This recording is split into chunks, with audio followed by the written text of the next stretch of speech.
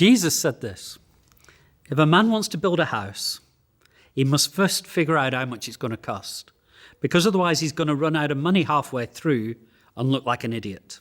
That's my paraphrase. He also said if a man wants to go to war, it's a good idea to figure out how many enemy soldiers are coming at him and what he needs to win. Because we want to be winners. We want to move forward. And in leadership, we need to be those who have a record of victories and moving forward in order to establish credibility. When we sit down with somebody and say, how would you feel about leading a community? We don't want people just to say, yes, of course, without thinking it through. We want people to count the cost. Now, some of you listening to this are already community leaders, and you might be saying, oops, I said yes before counting the cost. But we need people to understand there is a great cost to being a leader in the household of God. It's a tremendous privilege also. I can tell you much about the cost and the price that I've paid as a leader in God's house, but I could talk for twice as long on the absolute privilege it is to be used by God as well. I would not do anything else if I had the choice. So it's a tremendous privilege, but there is a cost. I remember some time ago being on a weekend away with Andrew and some of the elders, and on the very last session, just as we were about to pack up, Andrew said, hey guys, how have you found this weekend? Let's go around the room. And I remember Kim Muller was there, and he was, this is life-changing. It's been the best weekend of my life. And everybody was saying how amazing it was. And it came to me, and I was like, no, this has not been a good weekend for me.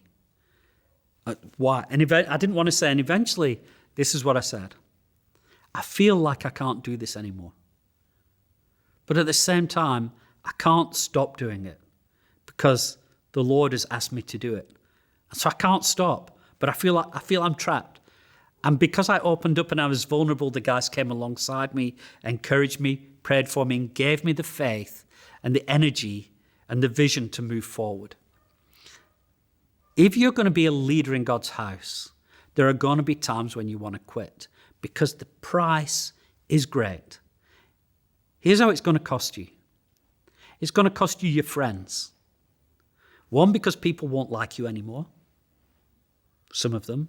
Some of them will start treating you differently. I remember being ordained as an elder, and the next day I walked into a room and people are, here's the elder. And they were kind of joking, but they were kind of not as well. And it made my friendships a little bit different.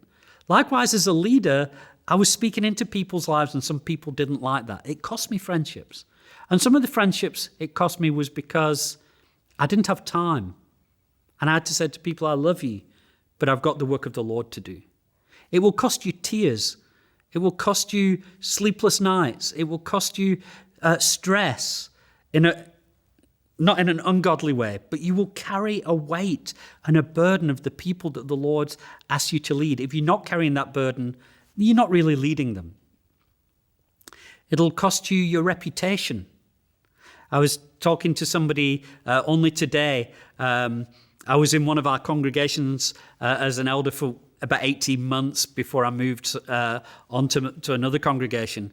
And one of the leaders described that as the worst 18 months of his life. I remember counseling a young girl, and she was really in a bad place. And, we really kind of helped her and poured our lives into her. And then the very next day, when I say young girl, she was an adult. But the next day, her father phoned me and said, what are you doing speaking to my daughter? Like, you're a this and you're that and the other. And it's like, if you lead God's people, it will cost you your reputation. It will cost you your time. It will cost you money. It will cost you everything you have. And while it's all fresh and new, you might go, yes, I'm willing to pay the price. But if you don't stay fresh, and if you don't stay focused, and if you don't stay connected to Jesus, eventually you'll come to a point where you say, why am I paying this price? And that's a very dangerous place to be. See, Jesus said it's when we find the pearl of great price that we gladly sell everything we have to grab that pearl. If we lose sight of the pearl, then we can resent having to sell everything that we have. And when we're feeling like that, what should we do? What should our response be?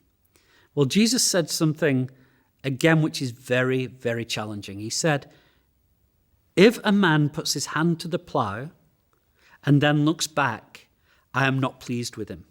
Now, the context of that obviously was primarily with salvation. And so people talk about salvation and say, but that's different to my calling. That's different to but it can't be, you cannot separate your calling from your salvation, because you are saved for a purpose. You're saved into a life of obedience. And if the master says, this is what I want you to do, and you say no, then he's not your master anymore. And so I want to say this. If you're called to lead, and then you look back and say, I don't want to lead anymore, I think it brings the displeasure of the Lord. Now, that isn't to say we must plough on regardless and just burn ourselves out. But there is a healthy way to respond in those moments, and an unhealthy way. And the one thing I want to say is this. Almost always, stepping down is a bad idea. Very rarely have I seen anybody step down from leadership and then later come back and walk in the fullness of what God's got. That doesn't mean we can't take a break, or we can't just shift, or we can't get help. But stepping back, stepping down, and giving up is not an option. And we need to settle that whilst life is still good. We need to settle that before we've made the decision. We need to settle that. It's like before my wife and I got married, we settled divorce would not be an option.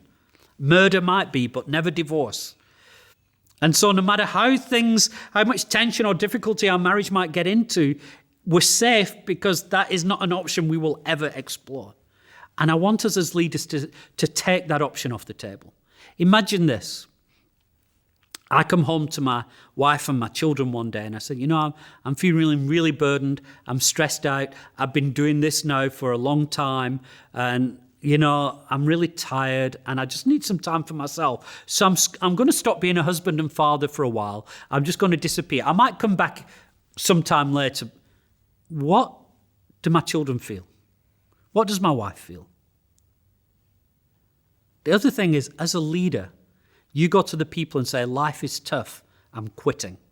And I know life is tough. Life has always been tough. It always will be tough. That's just how it is. But if the people that you're leading hear you say, this is hard, I'm not doing anymore, it tells them, as those who imitate their leaders, that quitting is the way to respond to difficulty. I believe there's a better way. If as a community leader you're going through a stressful time, maybe capacity, maybe emotionally, maybe spiritually, maybe relationally, I think the healthiest thing is, one, make sure the leaders around you and your elders are well aware of your situation so they can come alongside you, help you, process you through it. But then go to your community and say, guys, we are going through a tough time. We need you to come alongside us and help us as we lead you. And you know what that tells the people? It tells the people, I'm going to persevere through my difficulties. I'm going to be accountable when I'm going through difficulties. I can't do it alone and I need help. Which is healthier for the people you're leading? I can't do it, I quit. Or I feel I can't do it, I need help and I'm going to persevere. Stepping down is not the right way. Stepping forward is the right way. And having people help you and come alongside you is the right idea. If you need a holiday is good. Even Jesus would take times and he would go away on his own for quiet times. We need to keep ourselves fresh. But I also want to say this. If you're feeling like you can't do it anymore, first and foremost, don't move backwards. Maybe change your focus and find your connection and that vision of the pearl of great price again. And be those who push forward. Winston Churchill had a very good quote for this kind of scenario. He said, if you feel like you're going through hell, keep going. We have to be a people who are always moving forward and not quitting. The book of Revelation has great promises for those who overcome and those who persevere. And Acts 2:42, That famous passage that we're always quoting, they devoted themselves. That word is moving forward under pressure. Let us be leaders who don't quit. We count the cost. We're prepared to pay the cost. And when things get tough, we have a resolute heart and a sense of teamwork which will push us forward even in the midst of our tough times.